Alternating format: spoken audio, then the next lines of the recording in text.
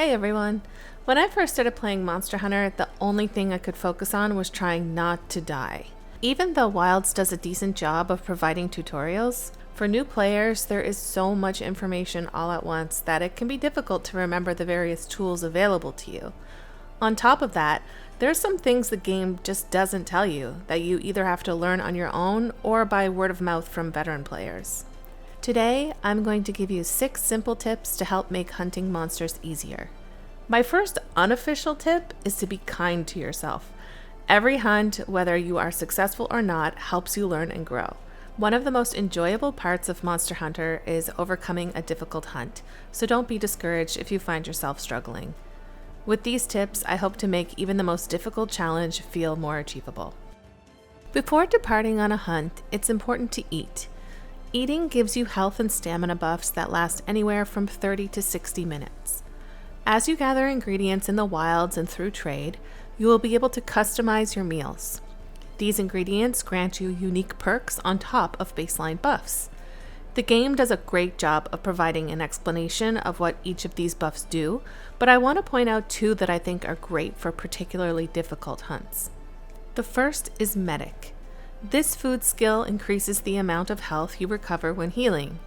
Activating this skill can save on potions usage, particularly mega potions, and ultimately extend your time in a hunt.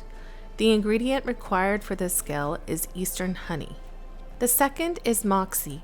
When your health is above a certain point and you take a hit by a monster that would normally cause you to faint, the Moxie skill will keep you alive with 1 HP. This food skill will appear as a small mark on your health bar during a hunt.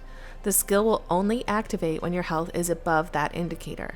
The ingredient you need for this skill is garlic. Make use of food skills to give yourself a boost before you even begin a hunt.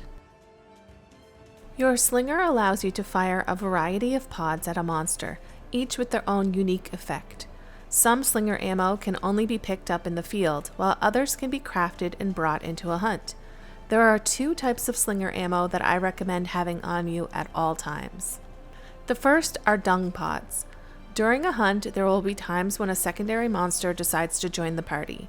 Usually, I sit back for a bit and watch the 2 monsters fight because it looks cool as heck. You don't want that secondary monster hanging around too long though, because eventually it will turn its attention and now you've got 2 monsters to worry about. This is where dung pods come in. Nothing says get the heck out of here better than getting smacked in the face with poop.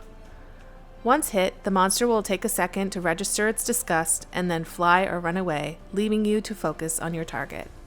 The second slinger ammo I never leave base without are flash pods. These pods emit a bright flash that disorient most monsters and, crucially, knock flying monsters out of the sky.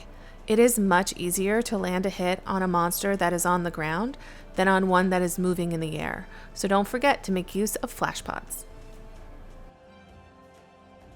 There is something deeply satisfying about capturing a monster. Not only do you get rewards for monster captures, you avoid the risk of losing the hunt, especially if you are approaching your faint limit. But you don't need to reserve your traps just for captures. Whether you want to temporarily immobilize the monster to get some hits in, or if you just need a moment to breathe and recover health, placing traps is a really effective way to change the direction of a hunt. The last stage of a hunt usually comes when the monster is close to death and it scoots off to its den to sleep and recover health. This will show up on your minimap with a little skull floating over the monster's head. Whenever you see this, try to back off and give the monster the chance to actually lay down and sleep. Once asleep, this is when you break out your barrel bombs and place them by the monster's weak parts. I usually go for the head. Once placed, hit a barrel with your slinger or your weapon and watch the monster take major damage. Sometimes you are so focused on the monster in front of you that you forget to look up, but this is a missed opportunity. The wilds are scattered with environmental tools to help you damage and temporarily incapacitate monsters. From vine traps to falling boulders, keep an eye out for environmental assistance during your hunts. If, even after implementing all of these tips, you find yourself low on health and getting pummeled by a monster, you have one final trick up your sleeve: the Superman dive. In order to perform a Superman dive, your weapon must be sheathed, and you need to be sprinting away from a monster just as it's about to perform an attack.